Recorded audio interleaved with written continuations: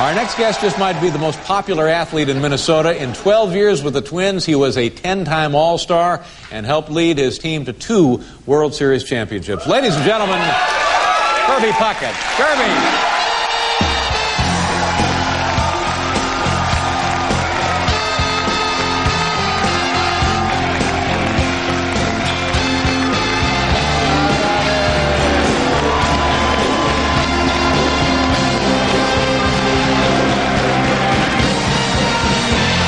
Yes, sirree.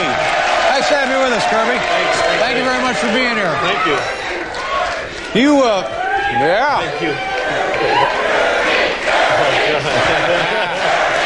There you go. Thank you. You know, there are many things to admire about you and your career, but I think one of the most impressive things is that now, when a guy plays baseball, he'll play half a season in one team, then switch teams, switch leagues. You know, you can't keep track. A team is only like a uniform. That's all it is. You stayed with the Twins. You had a chance to go elsewhere, didn't you? At one point, you could have gone to Boston. Yeah, I had a chance to go, David. How close were you going to Boston? About this close. Really? Very close. And what changed your mind? Well, I had dinner with Carl Pohlad, Tanya and I, my wife Tanya, and went over there and we had dinner and we got our bellies full and we discussed negotiations. And the next day, I signed a 5-year contract and I was a Twin for the rest of my career. There you go.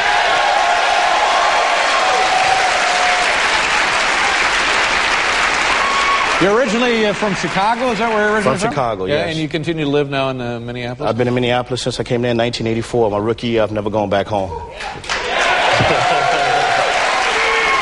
That says something pretty good about the town, doesn't it? Are they good baseball fans here? They're great. They're the best fans for me. I mean, I played there for 12 years. They never booed me.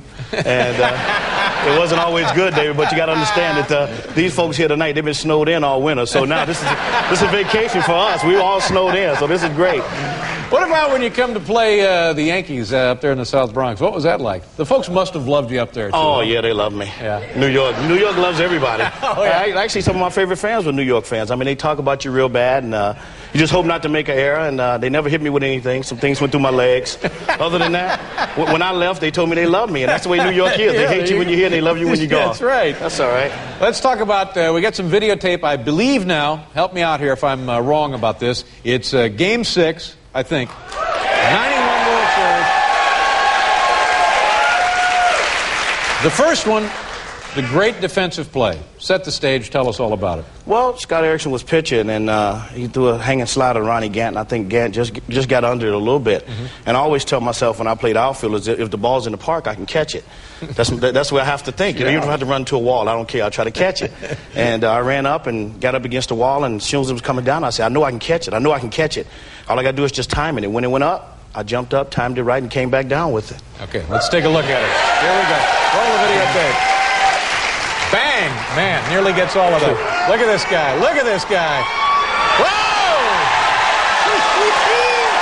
Whoa! Whoa! Man, there's some speed there. Yeah.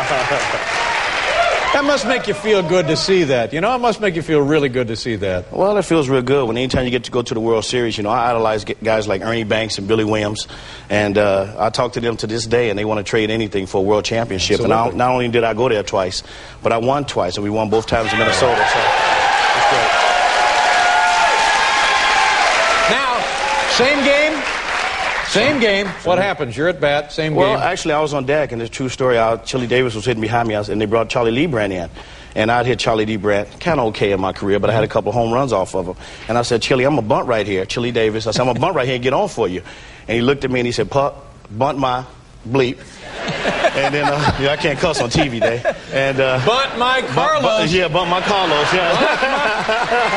And I said, I'm going to go up here and bunt and get on for you. He said, bunt my bleep, go up, get a change-up up, and hit it out of here. And I just looked at him. I said, all right.